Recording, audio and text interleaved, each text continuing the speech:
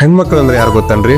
ಹೆಣ್ಣಾಗಿ, ಮಗಳಾಗಿ, ತಾಯಿಯಾಗಿ, ಅಕ್ಕ ತಂಗಿಯಾಗಿ, ಗೆಳತಿಯಾಗಿ, ಹೆಂಡತಿಯಾಗಿ, ಮನೆಯೊಳಗಿನ ನಗುವಾಗಿ, ಮನದೊಳಗಿನ ಒಲುಮೆಯಾಗಿ, ಸರ್ವರಿಗೂ ಬೆಳಕಾಗಿ, ಅರ್ಹರಿಗೆ ಸ್ಫೂರ್ತಿಯ ಸೆಲೆಯಾಗಿ, ಕಷ್ಟ ಕಾರ್ಪಣ್ಯಗಳನ್ನೆಲ್ಲ ಎದುರಿಸುವ ಯೋಗಿನಿಯಾಗಿ, ಸಂಸಾರವೆಂಬ ಸಾಗರದಾಗ ಸಾಮರಸ್ಯ ಸಹಬಾಳ್ವೆಯನ್ನ ಸಂಭಾಳಿಸುವ ಸುಪ್ತ ಶಕ್ತಿಯಾಗಿ, ಮಕ್ಕಳನ್ನ ಹೆತ್ತು ಹೊತ್ತು ಶಿಸ್ತಿನಿಂದಲೇ ಸಂರಕ್ಷಿಸುವ ಗುರುವಾಗಿ, ಮನೆಯ ಒಳಗೂ ಹೊರಗೂ ಗಂಡಿನ ಜೊತೆ ಹೆಗಲಿಗೆ ಹೆಗಲಾಗಿ ಸಾಥ್ ಕೊಟ್ಟು ಜೀವ ಜಗತ್ತಿಗೆ ಉಸಿರಾಗಿ ಕ್ಷಮೆಯ ದರಿದ್ರಿಯಾದವಳೆ ಹೆಣ್ಣು. ಕೆಲವು ಸಂದರ್ಭಗಳಲ್ಲಿ ಹೆಣ್ಮಕ್ಳು ಮದುವೆಗೆ ಮುಂಚೆ ಅಪ್ಪನ ಮಾತು ಕೇಳ್ತಾರ, ಅಪ್ಪಿಲ್ದಾಗ ಅಂತಮ್ಮರ ಮಾತು ಕೇಳ್ತಾರ, ಮದುವೆ ಆದ್ಮೇಲೆ ಗಂಡನ ಮಾತು ಕೇಳ್ತಾರ, ಗಂಡಿಲ್ದಾಗ ಮಕ್ಕಳು ಮಾತು ಕೇಳ್ತಾರ, ಮಕ್ಕಳಿಲ್ಲ ಅಂದ್ರೆ ಮೊಮ್ಮಕ್ಕಳು ಮಾತು ಕೇಳ್ತಾರ.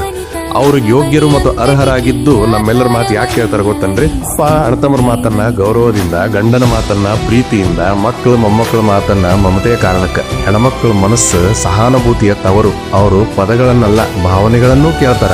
ಆದ್ರ ನೆನಪಿರ್ಲಿ, ಕೇಳೋದು ಎಷ್ಟು ಗೊತ್ತೋ ಕೇಳುವಂಗ್ ಮಾಡೋದು ಅಷ್ಟೇ ಗೊತ್ತು. ಯಾಕಂದ್ರೆ ಹೆಣ್ಣಂದ್ರೆ ಶಬ್ದವಲ್ಲ, ಹೆಣ್ಣಂದ್ರೆ ಜಗನ್ಮಾತೆ. ಎಲ್ಲವೂ ಇದ್ರೂ ಇಲ್ದಿದ್ರು ಎಲ್ಲವನ್ನ ನಿಭಾಯಿಸುವ ಸೃಷ್ಟಿಯ ಅಮೋಘ ಅದ್ಭುತ ಅಪ್ರತಿಮ ಶಕ್ತಿಯೇ ಹೆಣ್ಣು. ಸೊ ಗೈಸ್, ವಿಶ್ವ ಮಹಿಳಾ ದಿನಾಚರಣೆಯ ಶುಭಾಶಯಗಳು. ಶರಣು.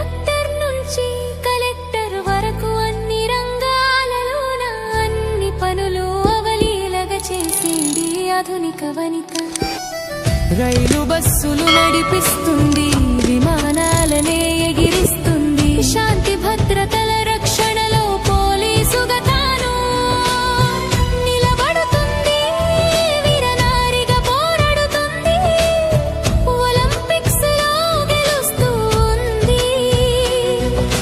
డాక్టర్, యాక్టర్, ఇంజనీరుగా వకీలు తానై వాదిస్తుంది.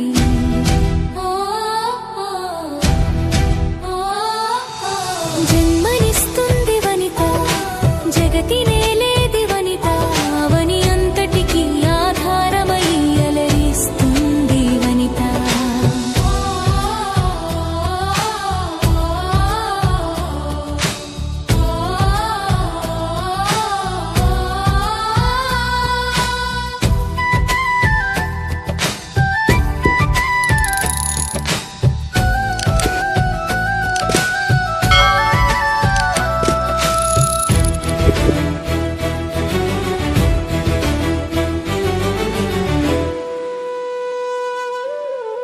చేనులో రైతుగా, పాఠశాలలోన టీచర్గా, ఇల్లలిగా ఇలు పిల్లల బాధ్యత వహించే సహనశీలిగా, సంగీత నాట్య గానం చేస్తూ, నర్సుగా ఎన్నో సేవలు చేస్తూ, మగవా